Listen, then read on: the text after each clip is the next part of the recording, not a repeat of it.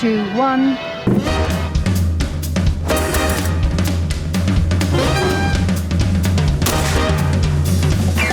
So Outrageous is a series about the Mitfords, primarily focusing on the 6 Mitford sisters. The Mitfords were a family who were around 20s, 30s, 40s. We see them in the midst of the 1930s, with the gathering storms of the Second World War.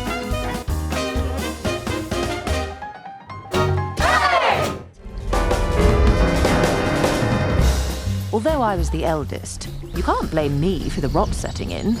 Lord, no.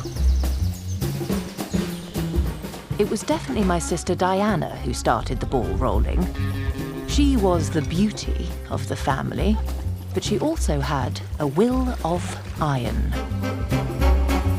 Pamela was the quiet one, but beware, still waters run deep.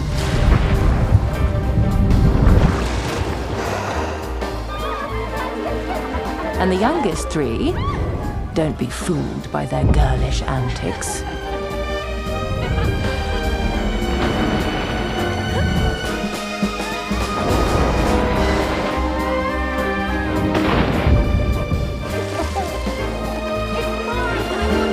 One of my sisters would become the most hated woman in Britain. But I'm getting ahead of myself. The Mitfords were considered the kind of socialites of the 1930s. They're kind of like, I think, the Kardashians of the time. They were like the town gossip, like everybody wanted to know where they were going, what they were doing. Whenever they went anywhere, it was paparazzi, it was press, it was reported on in the Tatler of the day. They were sort of insanely well connected. They just knew everybody there was to know in the 20th century. Across the 6 of them, it was extraordinary. Winston. Diana Dynamite. These 6 women were so incredibly unconventional. They just threw the rulebook out the window. I feel they were probably very ahead of their time due to the sense that they didn't want to conform to what being a woman meant. Now you have to start thinking of yourselves as women. As wives, as housekeepers, as mothers. It's all incredibly important roles. Roles you were made for. They all did things that really bucked the trend of what was expected of them.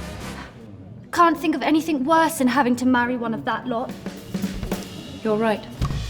The more you read about them, the more you want to know, like you just can't get enough. People are just fascinated by them. What makes them fascinating is their political leanings and how, Despite having differing views, there's still a sense of loyalty and Common ground in a way. common ground. What makes them love each other, what drives them apart, the rivalries. they had a finger on the pulse of politics in the 1930s, which you could never recreate today. In a way, being very extreme, joining the Nazi Party or joining the Communist Party, it's coming from the same sort of rabid, hungry, obsessive, idealistic, committed. Poses the same question of whether politics should come in between relationships or families or sisterhood. And how a rapidly changing world can pull at the threads of what holds a family together. Am I not allowed to express an opinion then? When you have more experience of the world, when you have fought for your king and country in the trenches, when you have debated in the House of Lords, then and only then may you offer an opinion. Understood? Well, as women aren't allowed to do either of those things, I think it's completely unfair. Is that understood, Unity?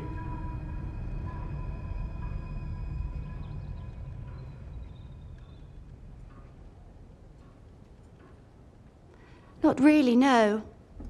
I think we should all be entitled to express our opinions in this family. In that case, you may be excused. All I am asking... Leave the table!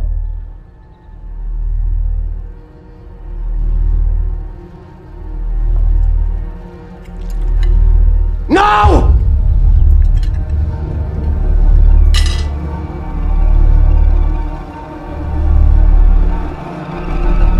There's so much frivolity obviously because you'd just come out of the First World War. So, the youngsters who hadn't served, they were just desperate to push that behind them. Well, that, of course, is where the great drama often happens in our family, is the struggle between them, or particularly him, and this emerging, very bright, very smart generation of kids. It's entirely relevant to most people who've got a family, and it really explores the dynamic within a family. How politics can go from sort of dining room arguments that all seem in good spirits to actual world-shattering events, as we all know.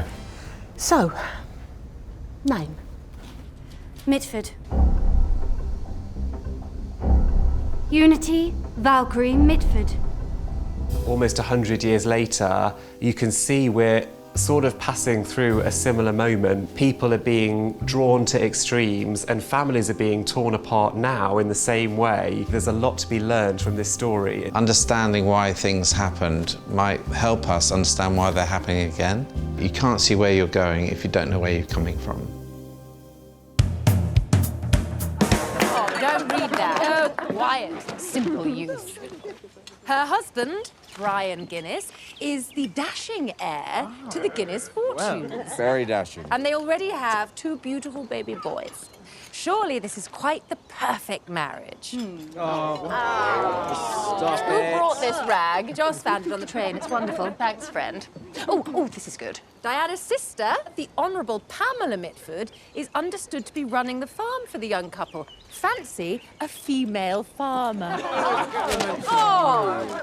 How do they get hold of all this? I mean, who on earth tells them? They pay for it. This kind of stuff ships copies by the lorry now. Very quintessentially British. The 1930s English countryside is quite an iconic trope. There's something that sort of condenses the kind of British culture that exists quite nicely in the stories that we tell about 1930s England. This isn't like other period shows you've seen. It's got a wild, unruly spirit which reflects our 6 main characters. These women didn't obey the rules. I think that could be appealing to see, British women being naughty. I think often you see period dramas and you're sort of held at arm's length. Something we really wanted was that it feels like you're sat at the table with this family, with these sisters. Our writer writes these women like they could be women that you met yesterday. How distinct each of the women have been drawn is unlike anything you would normally find in your kind of regular period drama. Here I am, living at home, penniless, and still a virgin at 28. I mean, it's grotesque. I hope audiences will see themselves in this story. These are real characters with real experiences. I think that's what makes them feel modern and interesting as protagonists for the show. Oh, how grown up she looks. She looks like a fascist.